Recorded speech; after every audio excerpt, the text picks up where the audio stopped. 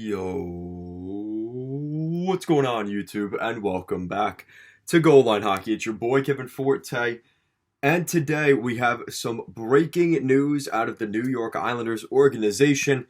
As in typical Lou Lamoriello fashion, everything was kind of under the rug. We really weren't hearing much about an extension coming from Matt Barzal. But of course, I posted a video yesterday that you guys, if you haven't checked out, make sure to check that out. Basically, everything that I said in that video came to fruition. And of course, the day that video is supposed to go out, like it did yesterday, the Islanders, of course, announce that Matt Barzal has signed an extension. And that's what we're talking about today. The New York Islanders have re-signed a nice long-term 8-year contract extension for pending restricted free agent Matthew Barzal.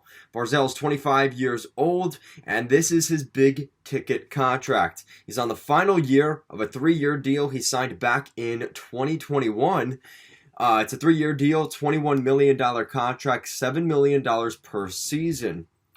But that's not the case this time around. A little bit more money going over to Barzy, as he is getting $9.15 million per season. So a pretty good contract overall in terms of the Islanders side of things. I think this is a win. And for Matt Barzal, again, this is a win for him as well. There's a nice long-term contract. He still's got one more year on his current deal.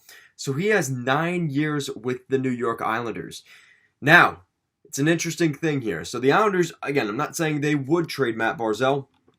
He currently has 1 year left on his deal. And the first year of his deal, next year, he has no autonomy on a trade.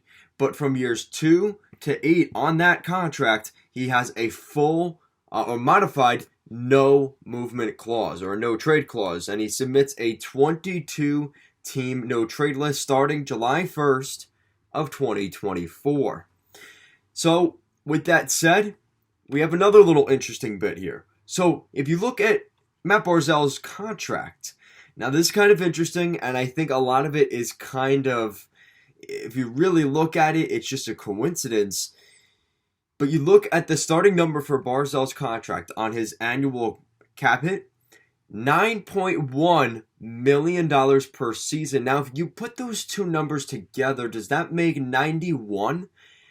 And who is the last star player that was on the Islanders that didn't sign a contract extension? That's right, number 91, John Tavares. Now, Matt Barzal even threw a little bit of a dig. You know, I don't know if it was as much of a dig, but really his commitment to the Islanders, he said, I never talked to anybody else. I never looked anywhere else. I always wanted to be a member of the New York Islanders. And he said something else along the lines of, I couldn't imagine myself anywhere else. So the loyalty is there for Matt Barzal. So all the Islanders fans, including myself, that have a couple Barzal jerseys, we don't have to worry about it. He's not going to Seattle. He's not going to Vancouver. He is staying home. He's going to be a member of the New York Islanders. Like I said, overall, a pretty good contract. It comes in at 8 years, $73.2 million. His cap hit per season in terms of percentage, he takes up 11% of the New York Islanders salary cap, which is actually a decent amount. But again, when you're talking about a superstar player like Barzal, it's kind of an easy contract, and you're not really going to think much of it. He will become the highest paid player on the New York Islanders next season, as the current highest paid contract right now is Anders Lee, who's making $7 million per season, and that contract ends in 2026. So that contract ends in the summer of 2026. So still have a couple years left on that deal.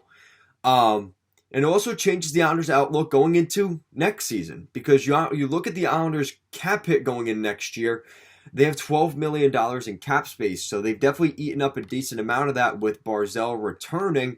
You have to re-sign Scott Mayfield, Oliver Wahlstrom, and Kiefer Bellows if they decide to do that. So it's a little bit easier now for the Islanders. Depends on what they do with Varlamov as well. I think he's going to end up retiring at 35 next year. We'll see what happens there, but that might be the scenario. So like I said, that leaves you in a spot where you've got Mayfield and Wahlstrom, who are your big guys you have to sign. And I think they could do that for $12 million easily. So it shouldn't be too bad for the Islanders. And things look pretty good on the island right now because Matt Barzal will be a member of the Islanders for the next decade. Guys, let me know what you think down below. What do you think of the Islanders re-signing Matt Barzal to an 8-year, $72 million contract extension? Let me know your guys' thoughts.